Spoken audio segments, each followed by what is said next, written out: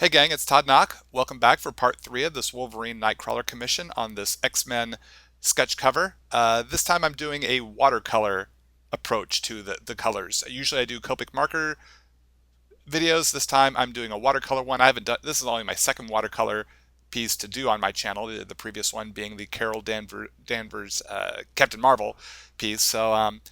Watercolor is fun to work with. It's a very malleable sort of medium. You can really push the color around. You can layer it. You can do some different tricks and effects. Not something I get to do very often or work a lot with. So there's a lot of for me to kind of experiment with and learn. Haven't done, I used to do a lot of watercolor back in art school, and a lot of my friends are doing watercolor in their comics, so that inspired me to give it a try, dust off the old watercolors, actually buy all new watercolors, and give it a go. That's what we got going on right here. Now, my approach to watercolors is very similar to my approach to coloring with Copic markers. I put down a base color, like for Wolverine as the base flesh color, the base yellow color, the base brown color. I'm doing the classic 80s Wolverine costume, which was what was requested by my commission client. And then I come in with the base color, then come in with a darker color. Again, using the white of the board as an initial highlight. Sometimes I blend the color into that white part that I leave, so there might be a little less highlight as I go.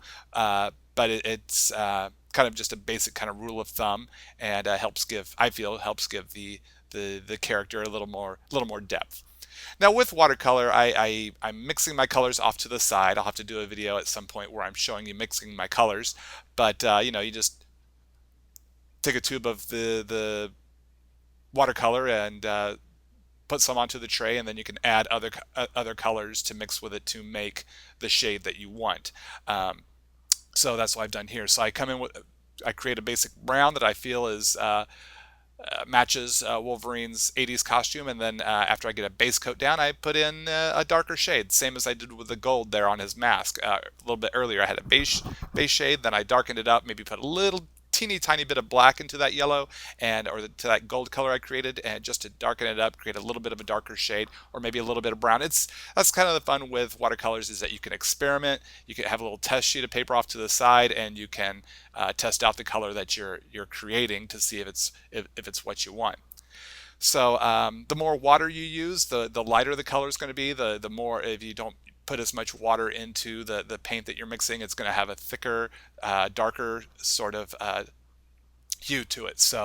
When it applies to the paper, and a lot of this is just me kind of getting back into the feel of watercolors. I hope to do more watercolor videos and share more little tips and tricks of whatever I'm learning through my experimentation. This is me just kind of going from what I used to know back in art school, and then also my Copic marker experience is coming into play here, and I'm building off of what I know from there and applying it to watercolors, because they're kind of similar. I use the brush tip of the Copic markers. I'm using a water brush pen here. So the application of the color onto the page is very similar for me, whether it be the watercolor or the Copic markers. So those skills that I've developed in using Copic markers, and also the way I approach which colors I use, is kind of coming into play here with the watercolors. Now, every now and again, you'll see me come in with the paper towel, and I'm dabbing the most recently applied watercolor paint there. A couple of reasons I do that. One is sometimes I don't want it to bleed into another part of the illustration, like the yellow of his eyes into the blue and end up making this kind of green around his eyes. So I kind of take a little control there in that part to keep color where I want it. Another reason why is maybe I think the color will dry too dark and I want to lighten it up. I'll dab it so it absorbs some of that paint. Other times I will let the color just air dry. And as I come in with the darker shades on Nightcrawler's costume here, I'll just let it sit as it is, and the water is going to dry, and that'll make the paint pool in certain places, and it'll create kind of more organic shapes, which can be a little more interesting for the eye to play with, and you have less control, and that's kind of the fun of it, is that it's going to do want to do. It can be a little nerve-wracking at first, but the more I experiment and the more I play with it, the more I learn kind of what this paint's going to do, how the water's going to dry, what effects are possible, and how that's going to look, and that can be kind of a fun challenge there to relinquish some of that control. And having a scratch sheet of artboard or watercolor board off to the side is a good idea for when you're experimenting. Whether it's putting together the colors that you're wanting to use, making sure that the right colors are mixing together once applied to the artboard. You can do a little dab off to the side on that scratch sheet to make sure it's coming out the way you want it to, or trying an effect or doing a quick sketch of a character's face or pose that you can then just do a quick test or of the color or the amount of water, or a lot of water or a little water, however much you feel you need, off to the side before committing to putting it to the artboard. That's can save you a lot of heartache and headache if you're not quite certain if that effect you want to try for the first time is going to work out. Experiment to the side. If you feel good about it, then you can just apply that right to the artboard there, or onto your illustration without causing too much damage if you don't feel that it might work out or not. So I would recommend doing that.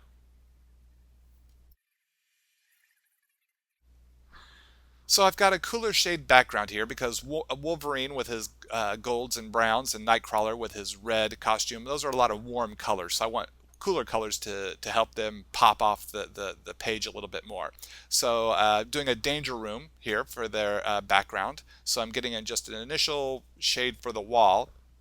And then what I'm going to do once I get the paint in there and it dries, is I'm going to come in with this white Jelly Roll gel pen.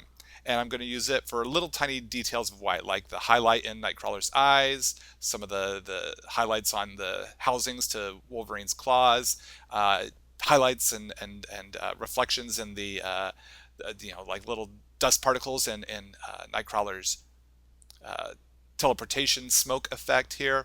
So it's been a really fun tool to use. I use it in all sorts of things, whether it be my commission work or in my regular comic book artwork when I'm inking my pages and I need to put in a white effect. I often use this Jelly Roll white gel pen. It really works really well, and they're fairly inexpensive.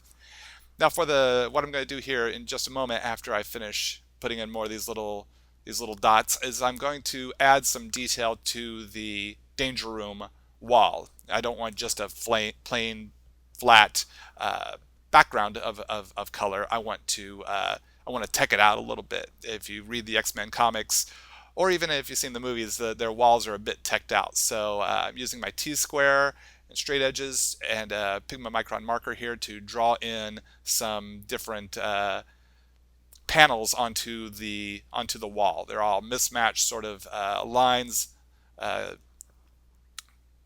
overlapping each other. If you look at an X-Men comic, it's a pretty classic look. So I'm drawing these in here initially with a Pigma Micron marker, the 01 tip, nice and thin so it doesn't overpower, using my circle template to put a circle shape in the background. And then what I'm going to do is, let's get another circle in there. And what I'm going to do next is follow along those same lines I put in with the Pigma Micron marker and use my white gel pen to put a white line on a certain side that I have chosen. I think it's on the left hand side to reflect the light, and it just gives it a little more pop, a little more depth. And I think we've wrapped this one up. Thanks so much for enjoying this three-parter as we close out 2014. I hope to have more videos coming up here more regularly in 2015. Hope y'all had a great holiday season, and I'll see you again real soon.